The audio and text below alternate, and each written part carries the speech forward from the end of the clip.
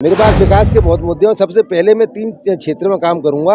शिक्षा के क्षेत्र में, स्वास्थ्य के क्षेत्र में और बेरोजगारों को रोजगार दिलाने में। यानी दोनों पार्टियों को या दोनों पार्टियों के नेताओं को ये डर सता रहा है कि इस बार बहुजन समाज पार्टी का प्रत्याशी श्री रमेश चंद्र गर्ग जी इस बार दिल्ली पहुंच रहे हैं। ये कि मैंने अपने राजनीतिक जीवन की शुरुआत बसपा से की है और मेरा राजनीतिक जीवन का अंत भी बसपा में ही होगा। मैं बसपा छोड़ के अन्य नेताओं की तरह मैं कभी नहीं जाऊंगा। पहली बात, अरे कहीं कांग्रेस के नेताओं को तोड़ रही है, कहीं बीएसपी के नेताओं पर सेंध लगा रही है और ये बात इस बात का गवाह है कि बहुजन समाज पार्टी 7 मई को रमेश गर्ग जी को दिल्ली भेजने वाली है।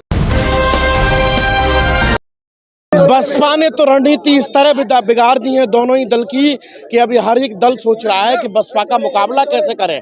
जो कांग्रेस बात कर रही थी संविधान को बचाने, आज होड़ लगी है खुद कांग्रेस अपने आप को कैसे बचाए। ऐसे में बसपा फाइट कर रही है भाजपा से। तो जानते हैं प्रत्याशी जी भी हैं और प्रदेश अध्यक्ष जी भी हैं और जिलाध्यक्ष जी हैं। रणनीति कैसी है और किस तरह इस बार यहाँ से इतिहास रचने जा रहे हैं। तो पहले प्रदेश अध्यक्ष जी से शुरुआत करते हैं। सर, चुनाव प्रचार में लगातार बसपा बढ़ोतरी करती जा रही है, किस तरह की प्लानिंग है और किस तरह से आप आगे बढ़ रहे हैं? आज कांग्रेस भाजपा में मिलने जा रही है लगातार। बसपा बढ़ रही है, इस बात का प्रमाण यह है कि भारतीय जनता पार्टी घबरा रही है।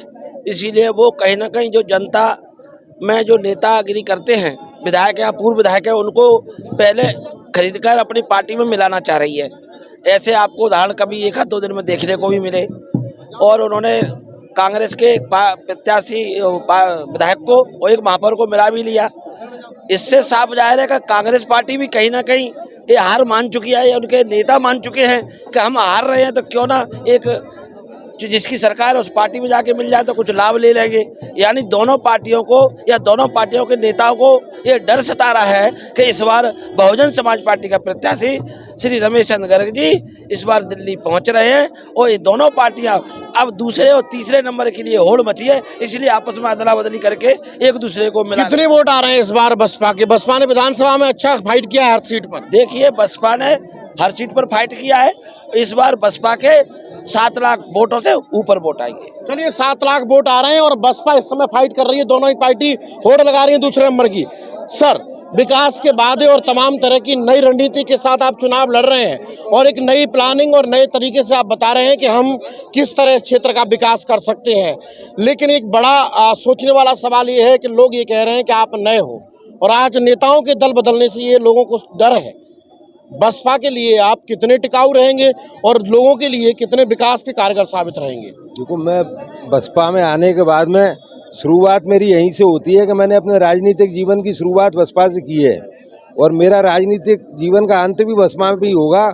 मैं बसपा छोड़ के अन्य नेताओं की तरह मैं कभी नहीं जाऊंगा। पहली बात तो ये है। दूसरी बात, विकास की बात, तो हमारा बहुत बड़ा उद्योग है। 50 साल से मैं उद्योग संचालन कर रहा हूँ मुरैना में और उद्योग पहले मुरैना से चल के हमने देश में 5 प्लांट लगाए बहुत बड़े बड़े, फिर विदेशों में भी काम फैलाया।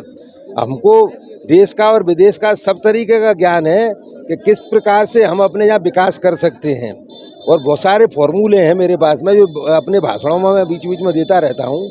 और आगे भी आप जब कभी कोई मेरी मीटिंग अटेंड करेंगे तो आपको मालूम पड़ेगा मेरा विजन क्या है। ये जो नेता लोग होते हैं वो तो उन लोगों उन बातों पे कोई बात भी नहीं करता। आज तक मैंने तो कभी नहीं सुनी कि वो लोग अपने भाषणों में इन बातों का इस्तेमाल करते हों। मेरे पास विकास के बहुत मुद्दे हैं। सबसे पहले मैं 3 क्षेत्र में काम करूंगा। शिक्षा के क्षेत्र में, स्वास्थ्य के क्षेत्र में और बेरोजगारों को रोजगार दिलाने के क्षेत्र में। एक बड़ा सवाल है, लोग बसपा के लोगों को ये गुमराह करते हैं कह के कि आप भाजपा के भेजे हुए प्रत्याशी हो, कहीं भाजपा ने तो नहीं बोला भेजा है, पैसे से बुला के भाजपा ने तो नहीं भेज दिया। आप इस पर कुछ कहेंगे? अभी मुरैना के अंदर मुरैना की जनता खूब अच्छे से जानती है कि नेताओं को तो छोड़ो, बड़े बड़े उद्योगपतियों की भी इतनी ताकत नहीं है कि जो मेरे को खरीदने की बात करें। चलिए, बड़े बड़े उद्योगपति नहीं खरीद सकते, दुनिया मुरैना जानता है, ये बात सही भी है। लेकिन जिलाध्यक्ष जी जानते हैं, जिलाध्यक्ष जी बड़े तरीके से आपने शुरुआत की, नौजवानों स्ट्रगल कर रहे हो, मुरैना में अच्छा प्रदर्शन रहा, लेकिन लोकसभा में मुरैना कहाँ देख रहे हैं? लोकसभा में हम बम्पर वोट से जीत रहे हैं मुरैना की लोकसभा को, क्योंकि आदरणीय रमेश गर्ग जी ने दोनों ही पार्टियों को उस मुकाम पर लाके खड़ा कर दिया है कि उन पर हमारे कहीं कांग्रेस के नेताओं को तोड़ रही है, कहीं बीएसपी के नेताओं पर सेंध लगा रही है और ये बात इस बात का गवाह है कि बहुजन समाज पार्टी 7 मई को रमेश गर्ग जी को दिल्ली भेजने वाली है। चलिए 7 मई को गर्ग जी जा रहे हैं दिल्ली। दोनों ही पार्टियों की नींद उड़ा दी है। अब पार्टियों की तो नींद उड़ी है, लेकिन कितनी उड़ी है ये 7 तारीख में 7 मई में वोटर तय कर देगा और 4 मई को परिणाम बता देंगे। तब तक बने रहिए और देखते रहिए। कैमरा पर्सन सचिन के साथ ब्यूरो रिपोर्ट लोकनायक न्यूज़।